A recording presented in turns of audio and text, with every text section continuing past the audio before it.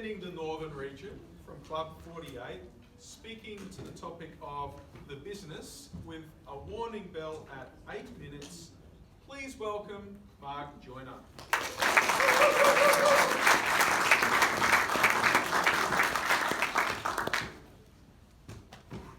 Good people of Rostrum.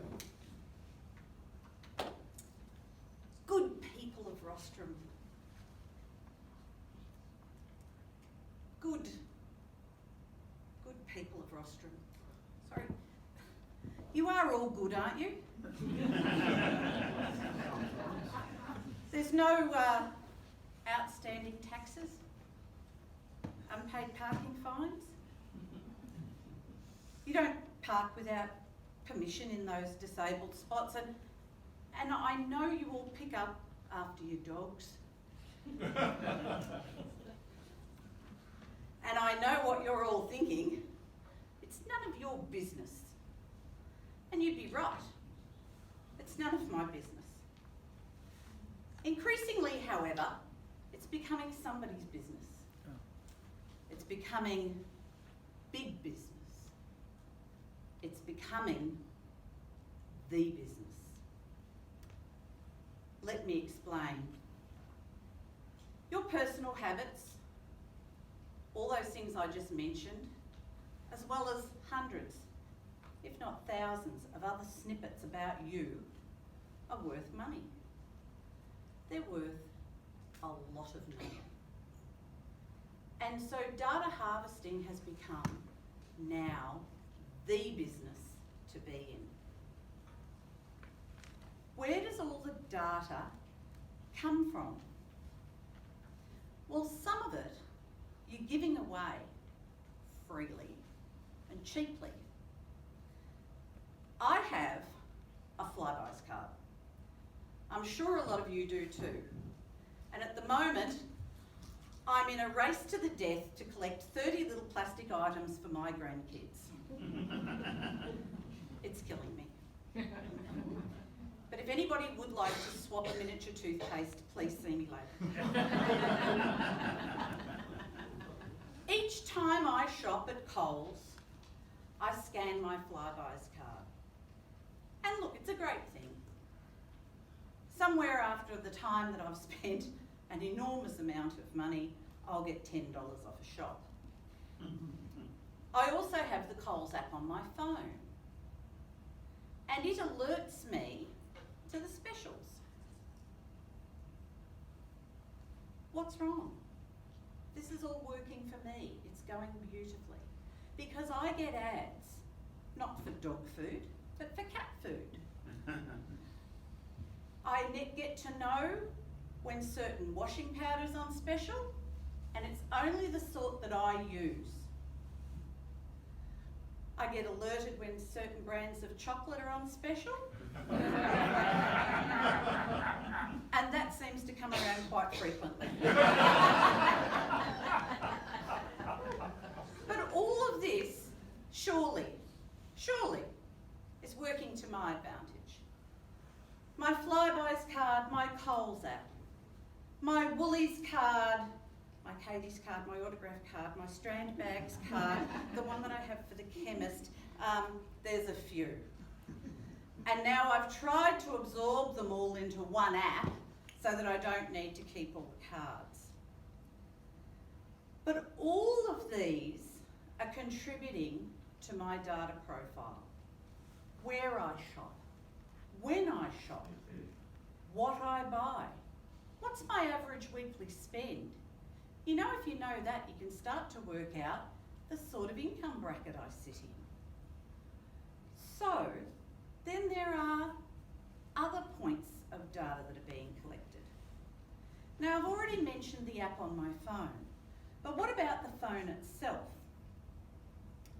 My phone can tell me how far I've walked in a day and convert some of that into how many flights of stairs I may have been up.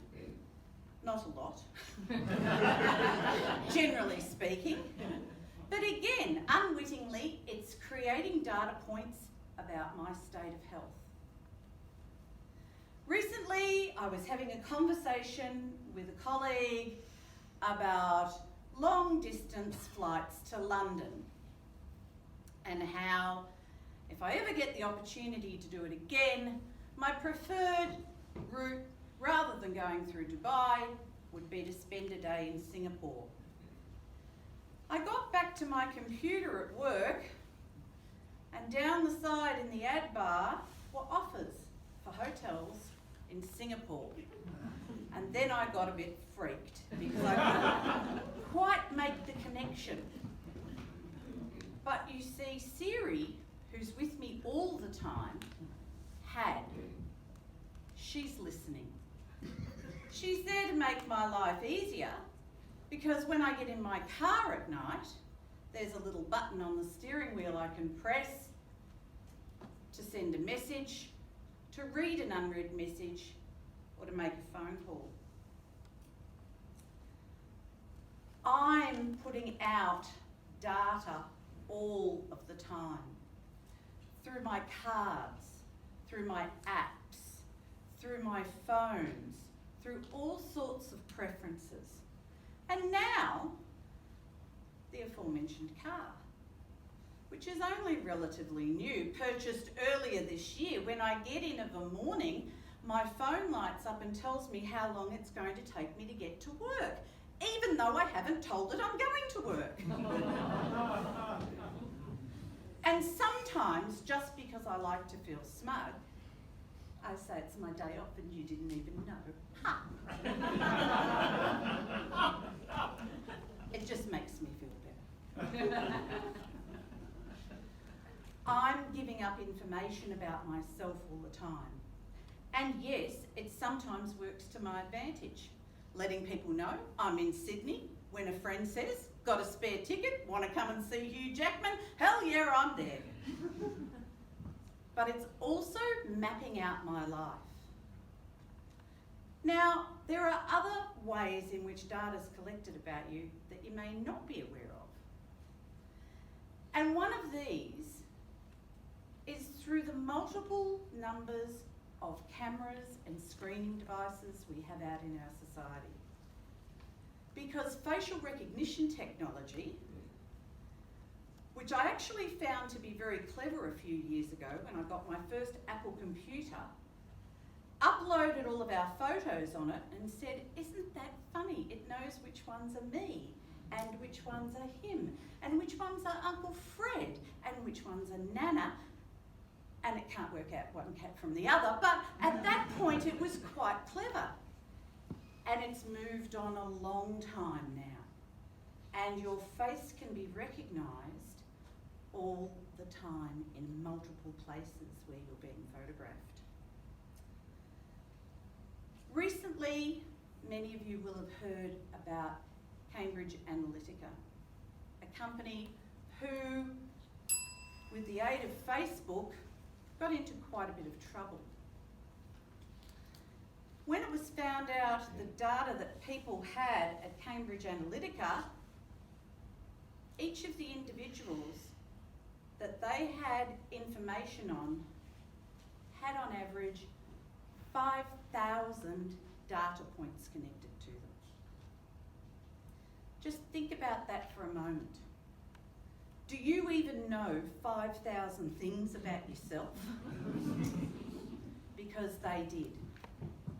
And what does it matter? Well, it does start to matter because it can influence the way that news is presented to you and sway the way that you make major decisions in life, including the way you vote. In our most recent elections, when Scott Morrison was elected Prime Minister of this country, I was quite surprised. Because all polls for weeks and weeks and weeks had pointed otherwise. But one man was not. And 1 month out, he said that Scott Morrison was going to win. And 1 year out, he said that Scott Morrison was going to win. And he wasn't a pollster, and he wasn't his brother. He was a big data analyst from the Queensland University, because he was looking at what people were looking at. Ladies and gentlemen, It's very big business. If you want to keep it your business, be a little bit careful.